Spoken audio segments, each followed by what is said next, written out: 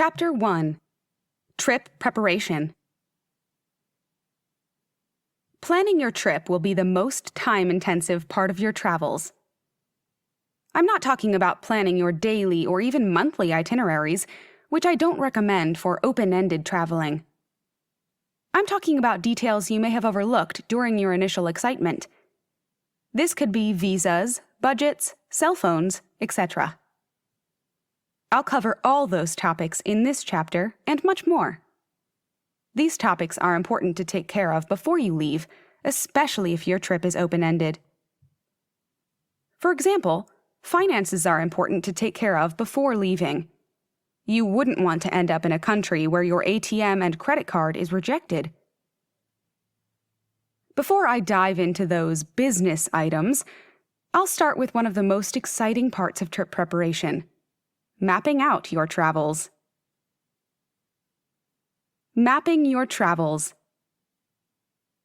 The first part of your preparation is deciding where you want to start traveling. Clarifying your starting point gives you a solid goal to work towards. This will also make planning your whole trip easier. Psychologically, it's easier to say, "I'm going to start my travels in Berlin," rather than, "I'm going to start my travels in Europe." Start with what continent or region you want to begin your travels in. After, make a list of countries to visit and activities to do. From there, figure out where it makes the most sense to go from your starting point. For me, I wanted to explore Europe first before going to Asia. I made a list of countries that interested me and what activities I wanted to pursue. From that list, I figured out where to start and which country to go after. My goal was not to retrace my steps as much as possible. To me, it made the most sense to start my travels in Spain. I did plan the first month of my travels since I was a little nervous about it. Looking back, I wish I only planned the first week in Spain and made things up as I traveled through Europe. There were a couple of places I wish I stayed longer, but since I already bought a bus or train ticket, I had to leave. Having said that, it depends on your comfort level and if you've traveled before globetrotting solo. Remember, this is your trip, and please do what is most comfortable for you. Vaccinations. Depending on where your travels take you and where you're from, you may need to get vaccinations. What vaccinations and types of medicine you may need depend on what countries you plan to travel to, what activities you pursue on your travels, what vaccinations you've received previously, your current health status.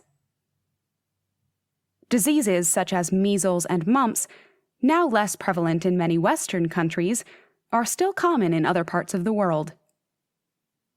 Wherever you decide to travel, it's best to consult your doctor if you can. He or she can recommend vaccinations to lower your risk of contracting any disease.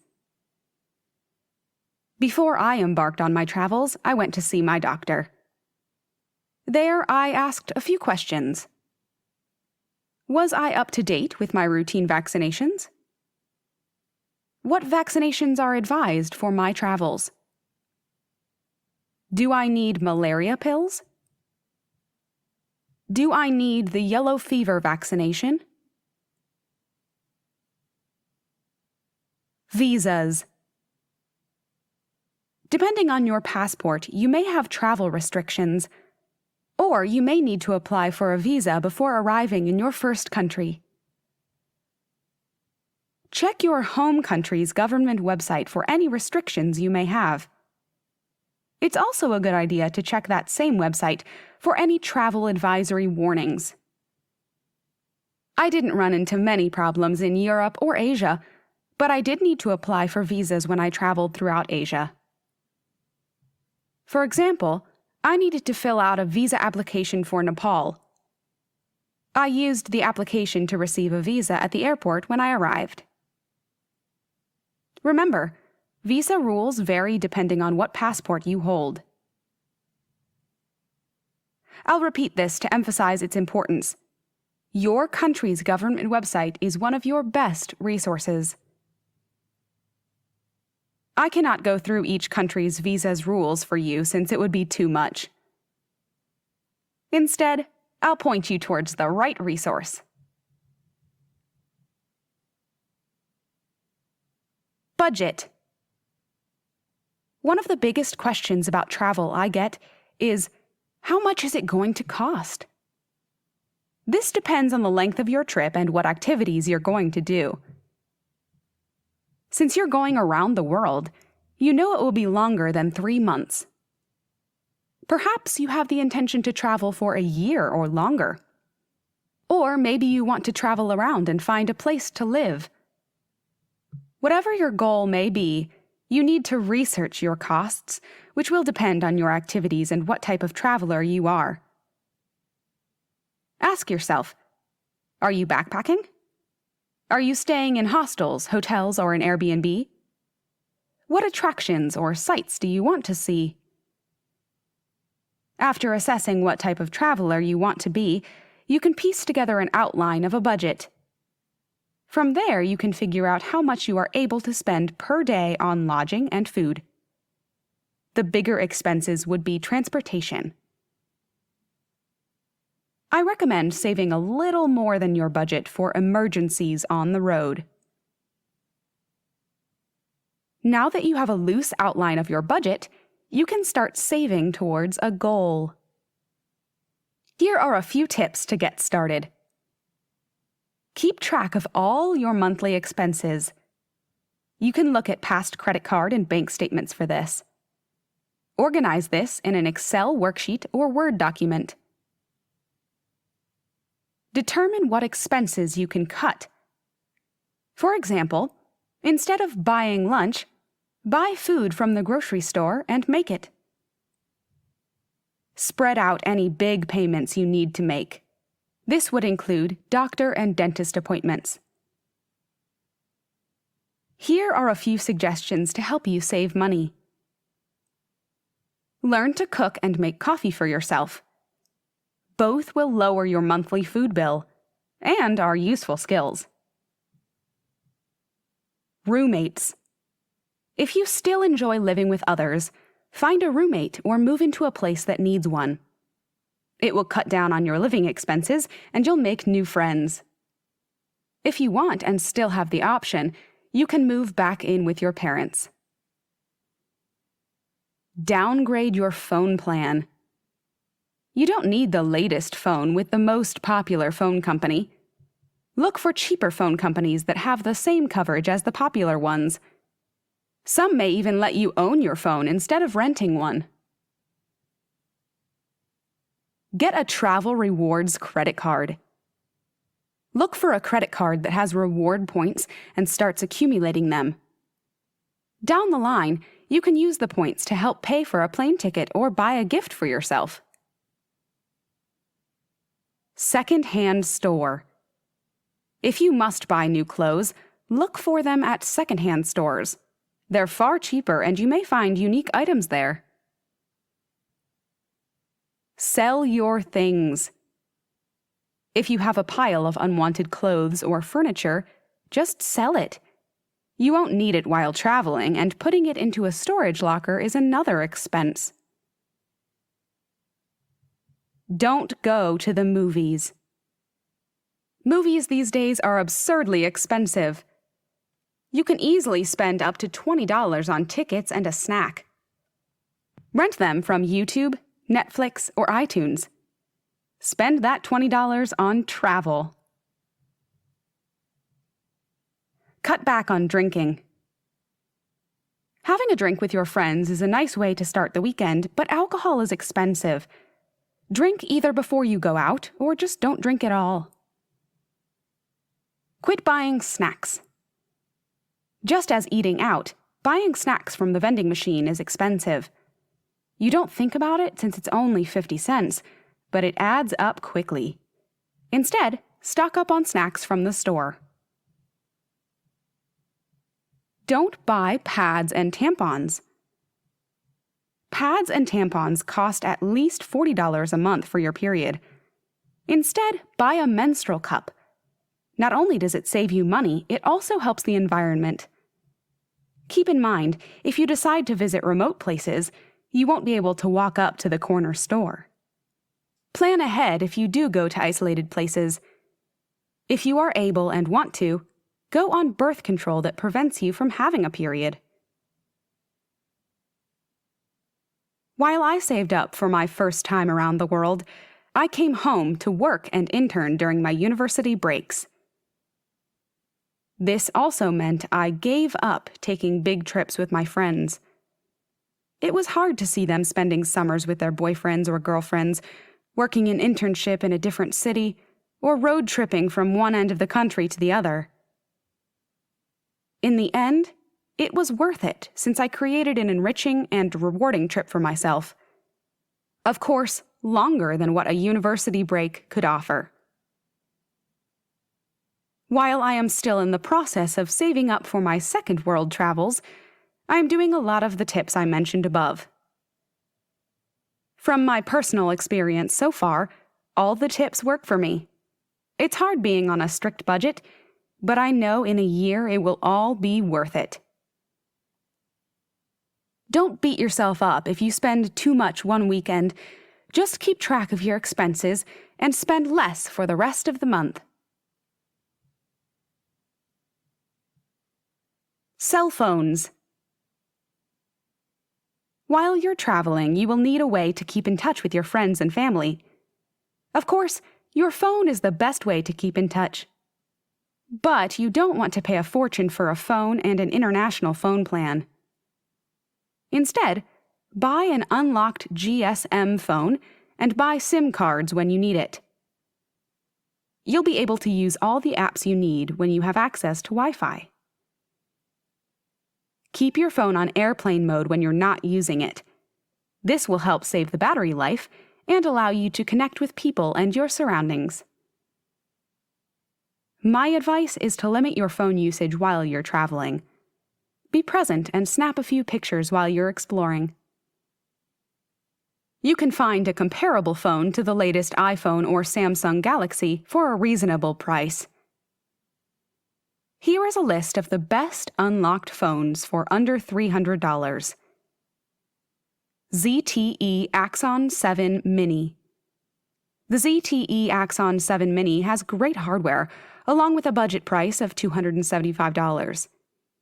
It has a 1.5 GHz Snapdragon 617 processor and 3 GB of RAM. You can get up to 32 GB of memory to store all your travel photos with room for a microSD card. What more? You can get up to 15 hours of talk time and have a 50% charge in 30 minutes. Honor 5X. The Honor 5X is your best bet for a budget phone. It has all the basic smartphone capabilities with a camera that takes photos and videos. This phone allows you to program different fingers to open different apps, which sets it apart from others. The phone has slots that allow for dual microSD, micro SIM, and nano SIM cards. The internal storage is 16 GB. Huawei Honor 6X. The Huawei Honor 6X has the best camera for your budget. You can easily capture the essence of your day and night escapades in faraway lands. Even with such a sophisticated camera, the phone can still last for up to 2 days before you need to charge it. Moto G Plus, 5th generation. The Moto G Plus has the best battery life compared to older models. It can charge up to 6 hours of use in just 15 minutes. This amazing battery life is due to the Snapdragon CPU that runs so well that it doesn't waste battery life. The screen has beautiful HD visuals and a camera that is comparable to the Huawei Honor 6X. Nokia 6. The Nokia 6 has a fast 4G LTE speed, 16 MP camera, and an HD display. It's rated one of the best budget phones since it's durable. This phone is built with 6000 series anodized aluminum, which gives it an attractive look. LG Q6. In a nutshell, the LG Q6 has the quality of a top-notch smartphone without the top-line price tag. LG's Full Vision tech powers the phone that comes with 3 GB of RAM and 32 GB of storage. The sides of the phone are made with metal, which makes it one of the most durable, budget-friendly smartphones. Huawei Ascend Mate 2 Factory Unlocked 4G Phone. The Huawei Ascend Mate 2 Factory Unlocked 4G phone isn't the smallest of the budget phones, but it makes reading articles and watching videos more pleasant. This phone comes with 16 GB of internal storage, with room for up to 32 GB with a microSD card. Sony Xa1. While not the most popular brand, Sony offers unique features only found on their products. This phone can learn your preferences as you figure out how to use it, and then optimizes the battery life. The Sony Xa1 comes with 16 GB of storage, and you can add up to 256 GB with the SD card slot feature. What really makes this one stand out is the camera. It has 23 MP of resolution to capture all your adventures. Samsung Galaxy J7. I know many of you might want the bigger brand names for your smartphone. That's totally fine, but you shouldn't have to spend over $600 for one. The Samsung J7 line is comparable to the S line, and you get more for your money. The Samsung Galaxy J7 has the processing power and RAM equal to the latest Android phone. This won't make it seem like a budget phone at all. What phone you end up choosing ultimately depends on your needs. For me, I needed a phone that had a long battery life, good camera, and was durable. Before you leave, talk to your phone company about your number. You'll need to use it when you come back. Find out what your options are for keeping your number while on the road. Travel apps. There are so many travel apps available to you now. The problem is sorting through all of them and figuring out which ones you need. Before I left, I talked to many people about which travel apps to use and which ones were just nice to have. Here is the list of apps I was recommended. Hostel World. This app connects you to all the available hostels in the city you're visiting. It allows you to read reviews, look at photos of the place, and view the different room options. It also has ratings based on value, security, location, staff, atmosphere, cleanliness, and facilities. Rome to Rio. This app is one of the best travel apps out there. It's a search engine that tells you how to get from point A to point B. You type in where you are and where you want to go. The results tell you all the options you have to get from point A to point B, along with the price range. SkyScanner. This is one of the best flight search engines out there. It does an extensive search when you type in point A and point B. It gives you results from other flight search engines, so you don't have to go to different sites. The app also tells you which are the cheaper dates to fly out. This is done if you're in calendar view on the app.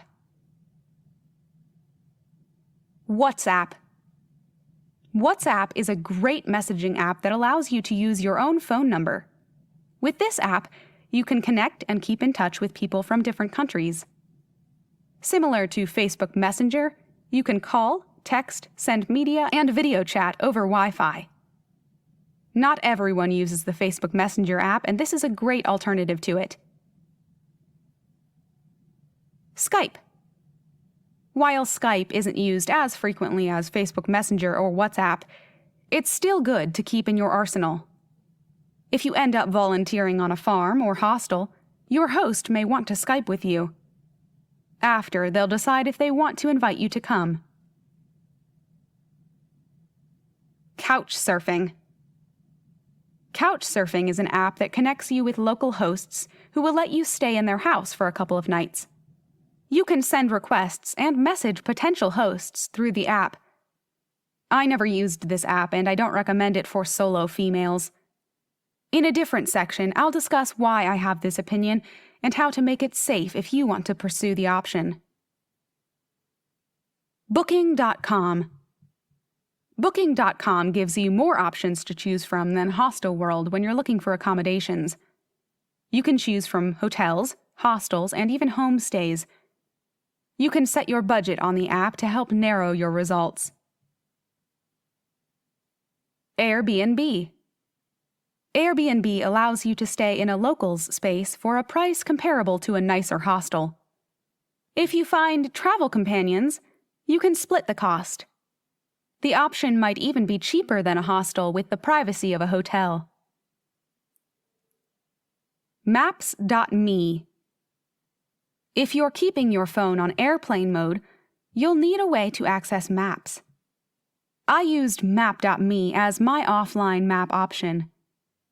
I downloaded the country or region I was going to visit and bookmarked places such as my hostel. Google Translator. If you don't have an Android, download Google Translator. Remember to download the dictionary before you get to your destination. Also, knowing a few phrases in a country's primary language goes a long way with the locals. I'm confident that if you use these apps, you'll travel smoothly. Of course, if you want to use other apps, then by all means download them. Sometimes I would download apps that were specific to a city I was visiting. After, I uninstalled them from my phone. Booking your flight. Before you skip this section, ask yourself, have you ever booked an international or domestic flight by yourself? Or do you have a couple booking tricks up your sleeve?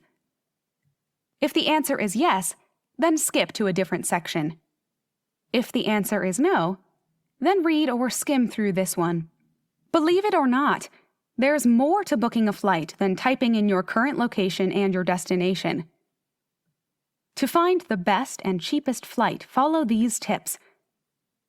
If you're set with your final destination and departure date, don't wait to book your flight. Ticket prices never go down as your departure date approaches. This is especially important if you need to leave on a certain date. Budget airlines in some countries have a base fare, and after those seats sell, the price goes up. Your biggest savings will come when you book in advance.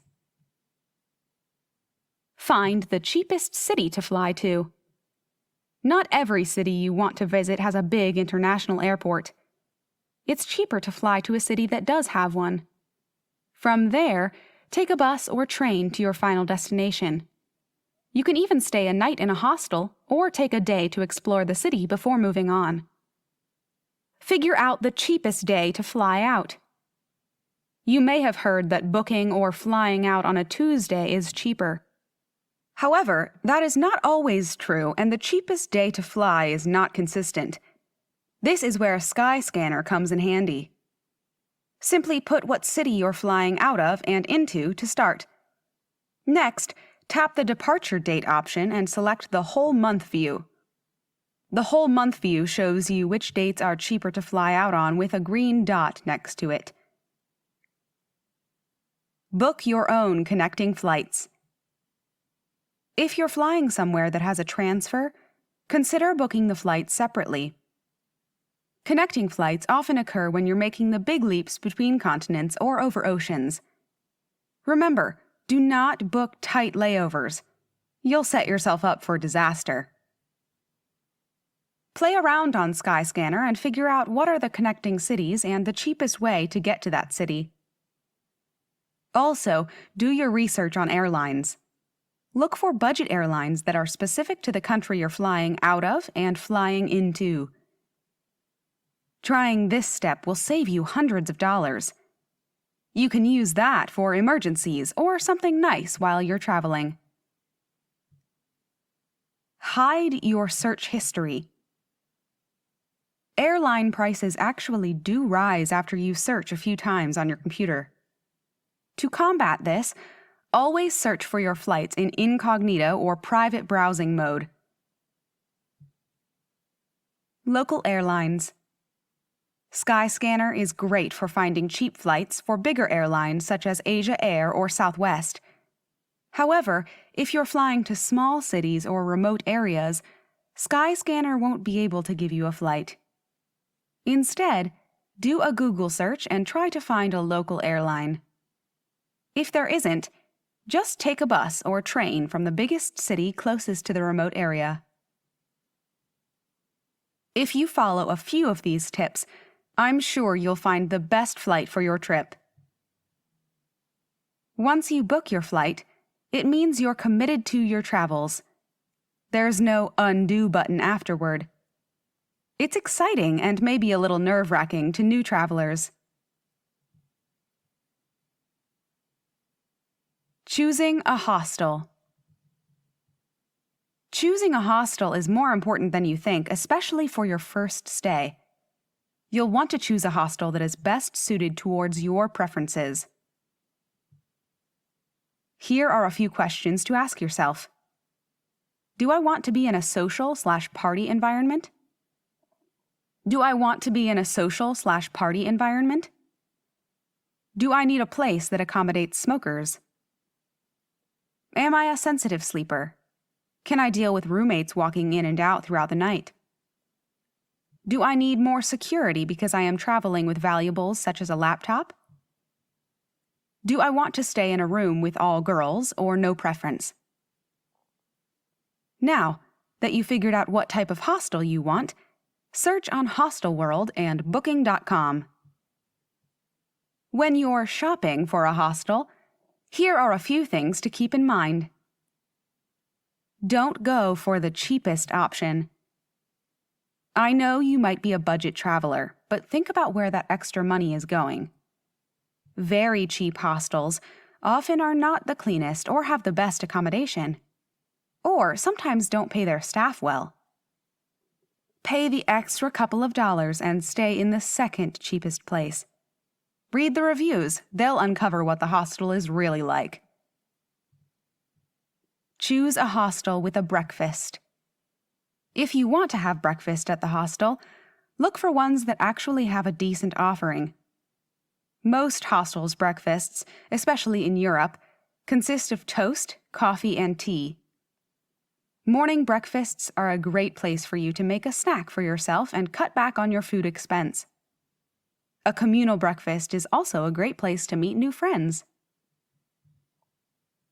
Late checkout/flexible check-in time. Try to book a hostel where the checkout time is 10 a.m. or later. It's hard to get on the road when you have to wake up early, be quiet around your roommates, and grab your bags in the dark. On the other side, hostels that have a flexible check-in time will be a gift. Most hostels don't allow travelers to check in until 2 p.m. This is mainly so that they can clean and prepare the rooms, which is understandable. You'll probably be tired after traveling, and if you can have a bed right away, that would be great. If not, be prepared to sleep in the common room. This shouldn't be a make or break aspect, but really something to be aware of for hostel policies. Lockers and security. If high security and lockers are important for you, make sure the hostel upholds these standards. You want to make sure there's good security throughout the hostel. Having lockers in your dorm room is a huge plus. You can bring your own lock or rent one from the hostel. This is a deal breaker for most people since they don't want to worry about their valuables while exploring the city. Common area. One of the reasons you picked a hostel is to meet new people. Besides your hostel roommates, the next place to make friends is in the common area. A hostel that gives its travelers a place to hang out, meet, and socialize is a good one. This makes it easier for solo travelers to make friends. My best advice is to stick yourself in a common area, get off your phone, and start talking with the person next to you. Hostel-organized activities. Really good hostels organize activities such as walking tours, family dinners, bar crawls, and similar activities. This would be something to look for as a female solo traveler. You know you'll be in a safe environment and be able to meet new friends. This shouldn't be a make or break consideration. I've met some of my friends in common areas or my hostel dorm. Staff members. The staff members can really make a difference for your hostel stay. Read the reviews and look for hostels that have a knowledgeable and friendly staff. Remember, you want to feel welcomed in a hostel and be able to ask a staff member for advice or if you're having a problem. Be sure to read through the hostel reviews when you're shopping around. They are your best tool when it comes to picking the hostel for you. Try to stay at hostels with consistent and positive reviews. Health insurance. Health insurance for travelers is different than traveler's insurance, which I'll discuss in the next section. Health insurance is always a tough call. If you're young, healthy, and tend to stay out of trouble, you'll probably be fine without it. Having said that, if something does happen, your home country's insurance may not be accepted. Or worst case, the medical staff discovers you're from a Western country without health insurance and might try to make you pay more. The only place this might happen is in Asia and only in certain situations. Not if you have to go to the pharmacy. I'd recommend getting health insurance specifically for travelers. Shop around for plans that would cover you in the event of an emergency. The plan should offer basic medical benefits if you break a bone or catch a virus. Since you'll be traveling for an extended period of time, look for high-deductible health insurance plans that cover emergencies only.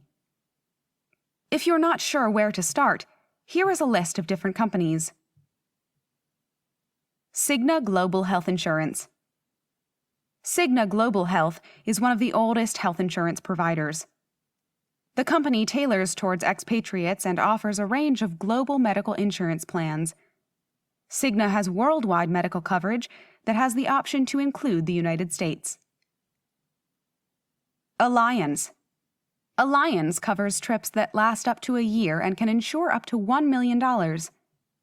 Some plans will pay back up to 150% of your trip if it's ended early due to medical problems. IMG Global. IMG Global offers plans up to 2 years' worth of coverage. Plans are offered to all types and ages of travelers. For example, the company covers a policy if you're 65 and older with a pre-existing condition that suddenly comes back. AIG Travel Guard. AIG Travel Guard offers 3 levels of protection from basic to comprehensive. A basic plan would include common travel-related issues such as a sore throat, while a comprehensive one would include medical emergencies and evacuations. World Nomads. World Nomads is a company for the adventurers out there. Plans can include sports such as trekking, glacier hiking, surfing, skydiving, etc. This company caters towards independent travelers, so plans can be extended once they've started. Please do your own research and find the best company and plan for you. This list was merely to help start your search. Traveler's insurance. Traveler's insurance covers travel bumps such as lost luggage, flight cancellations, other losses during the trip, and sometimes medical insurance. Unlike medical insurance, this type typically is geared more towards travel-related issues, as mentioned above. This type of insurance is better for trips that have a definitive starting and stopping point. If this is the type of trip you're planning for, then look into traveler's insurance. However, I don't think it's necessary even for short trips. For those of you who are planning for an open-ended trip, traveler's insurance is something you can definitely opt out. Most of the companies listed in the previous section also offer traveler's insurance. If you're not sure where to start, here is a short list of the top-rated companies. Alliance Global Assistance. Alliance Global Assistance is a huge company, which means it can offer more types of plans, more coverage, and at a lower rate. The company works fast on claims and quickly resolves any glitches. Amex Insurance. Amex Assurance. Amex Assurance is associated with American Express, but you don't have to be a cardholder to receive the benefits. Amex offers a variety of coverage and insurance policies depending on your trip. Seven Corners. Seven Corners is a privately owned insurance company that also offers travelers' health insurance. It's a company that deals with many American and foreign companies, so it's quite attuned to what a traveler may need. Credit and debit cards. Credit cards are used to pay for almost everything we buy now, from groceries and gas to plane and train tickets. Now, there are hundreds of credit cards and deals to select from. With a number of cards available, it's hard to pinpoint which ones are the best for travelers and which ones are scams. It can be tricky to get through all the sign-up perks, loyalty programs, and the dreaded hidden fees. Most people are not willing to sort through all of it and just use a debit card. Stop yourself if you're that person. Using your debit card for all purchases is a terrible idea. If someone makes a purchase with your debit card, your money is gone for good. If the same situation happens with a credit card, you can dispute the charges. Credit cards can reward you for your current spending habits. In this section, I'll tell you how to choose the travel credit card that suits you.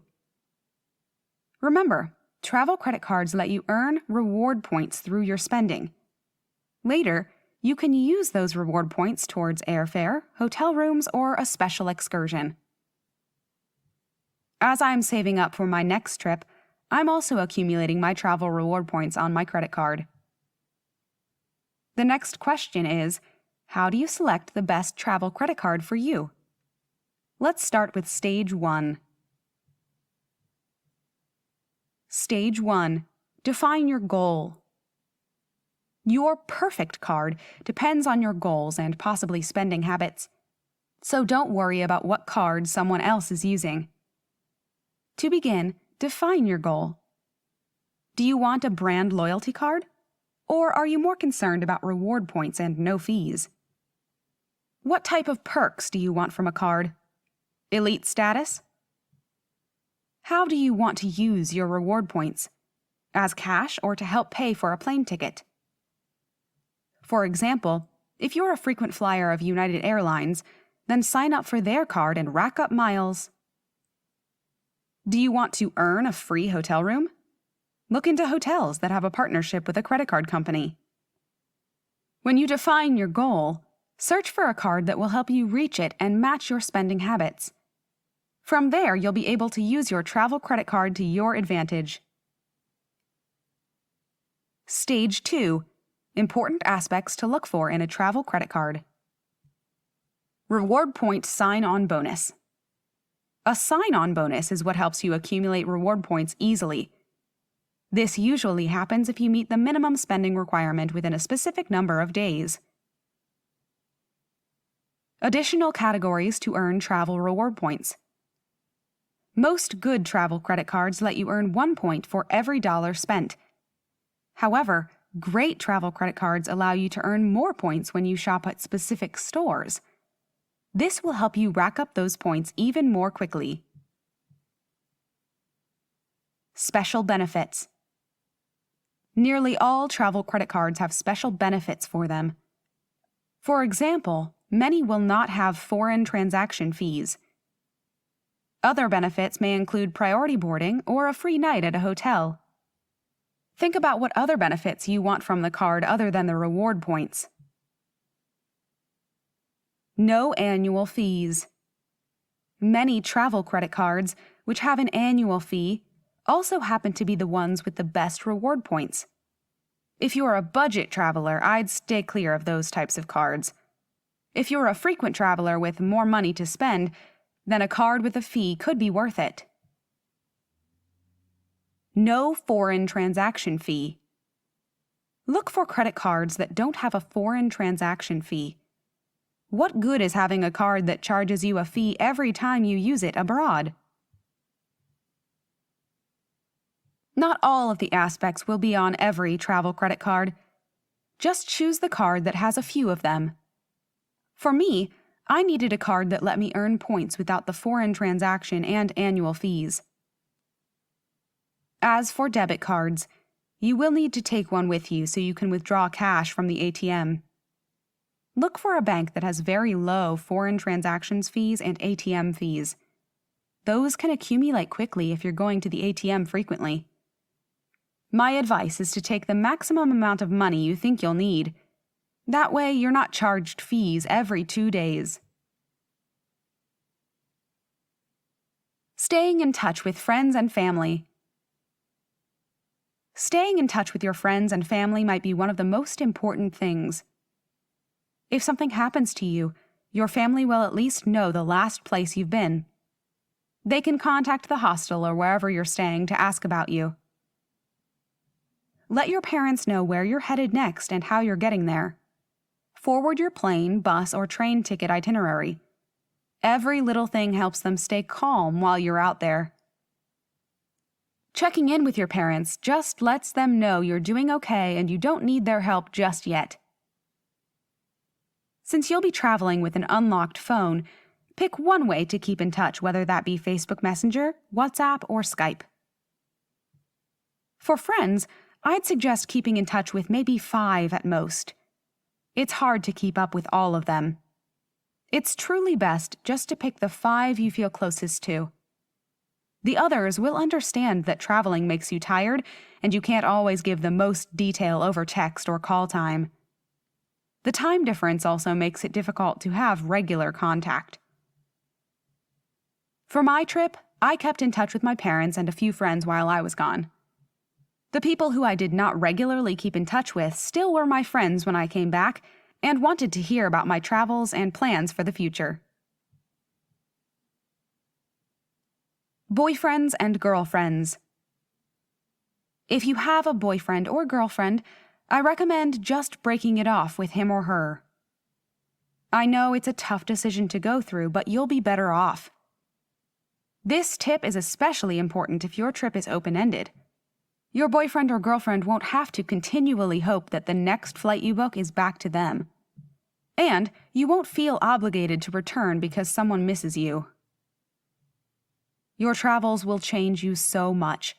You'll have different goals and a new identity to immerse yourself in. Believe it or not, after traveling, your current boyfriend or girlfriend might not be the person for you. Going back to them would be like going back in time. It seems like it would be nice to visit the past, but you realize that it wasn't what you remembered and not in a good way. You will have changed and they won't. They can't support the new you. If things do work out for you two when you return home, then I applaud you. It's great. Tell me how you two worked it out. If you have a definitive start and end point to your travels, then it might make sense to keep in touch. Of course, this varies from couple to couple. Have an open discussion with your partner to work something out. Luggage. Luggage is one of the most crucial purchases you'll make for your trip. Remember, this bag needs to last you for a long time and you can't get tired of carrying it around. You'll need something durable, light, and be able to hold what you end up packing. In addition to your backpack, you'll need some type of day bag that you can take exploring with you. To start, let's discuss the different types of backpacks available to you. All of the ones listed below can be carried on and are not backpacker backpacks, which are too big. You'll get tired of carrying a huge bag after a few hours at the airport. You'll be glad you took the ones listed below. Osprey, Fairpoint, and Fairview. Osprey is a popular travel backpack for its durability and lightness. These backpack models offer the features of a backpacker's backpack in a smaller version. It comes in 40L, 55L, and 70L sizes. Just pick which size is best suited for your travels. Osprey Porter. Similar to the Osprey listed above, this one is a little more basic in terms of features, but still comfortable and well made to last throughout your travels. This one comes in 30L, 46L, and 65L. This backpack comes with hip straps to help relieve your shoulders. Tortuga Outbreaker Travel Backpack. Tortuga has a panel look that is made of durable material with a padded hip belt. The suspension system is well designed with the traveler in mind with padded shoulder straps. This bag comes in 2 sizes, 35L and 45L. Aer Travel Pack. Aer Travel Pack is specifically created for the urban traveler. It has a slim and sleek look to it with many pockets to stick your personal items in. For day bags, research ones that can be kept close to your body and can hold your daily supplies. You shouldn't bring more than your phone and wallet with you around town. Maybe a book or journal if you're feeling it that day. Packing. While packing for an open-ended trip around the world seems complicated, it's really not. You won't need more than a week's worth of clothes along with your toiletries and passport, and journal if you'd like. Trust me, you'll get tired of lugging around half your closet after day 1. Here is a suggested packing list. 1 pair of heavy pants to wear on the plane. 1 heavy or long-sleeved shirt to wear on the plane. 1 pair of light pants to wear around the town. 1 pair of shorts. 1 pair of shorts. 1 to 2 tank tops. 1 to 2 shirts. Raincoat. Light jacket. 1 nice outfit, skirt and a nice shirt or 1 dress. Enough underwear for a week. 1 to 2 sports bras and 1 regular bra. 3 pairs of socks. 2 pairs of shoes, a heavier pair and a pair of sandals. Bathing suit if you already have one. Water bottle, toiletries, adapter for your electronics, birth control, especially if you take oral contraceptives. While you're packing, don't forget to make copies of your financial information and passport. Tuck those copies in a couple safe spots in your bag. And give a copy to your parents or whoever is your trusted person. Remember, you're not out in the middle of nowhere. You can buy new clothes if you need to. I actually ended up selling home clothes I was barely wearing. To make your clothes last longer, wash some in the sink if you need to. Take clothes that can easily be mixed and matched. Other travelers live out their backpacks and will repeat outfits, so you can too. This list is just suggestive. If you want to take more, then go ahead. Do what is best for you and your travel style and trip. Birth control. Birth control might be something overlooked during the excitement of trip preparation. If you take oral contraceptives, this section is for you. Those of you who have an IUD implant or not on any birth control, then you can skip this section. Fortunately, the IUD and implant will last throughout your open-ended travels. You also have the option to get it replaced or removed while you're traveling. For those of you on the pill, talk to your doctor before you leave. Tell her the nature of your trip, especially if it's open-ended. From there, talk about what your options are. You might want to switch methods or stay on the pill if that's what you are more comfortable with. If you stay on the pill, ask if your doctor can write a script that can last up to 2 years. Try to buy as many packs of pills as you can before you leave. And of course, keep your prescription and a copy of it. To make sure everything goes smoothly concerning your birth control, make sure you plan far in advance. This is gravely important if you switch methods, since you'll need test it out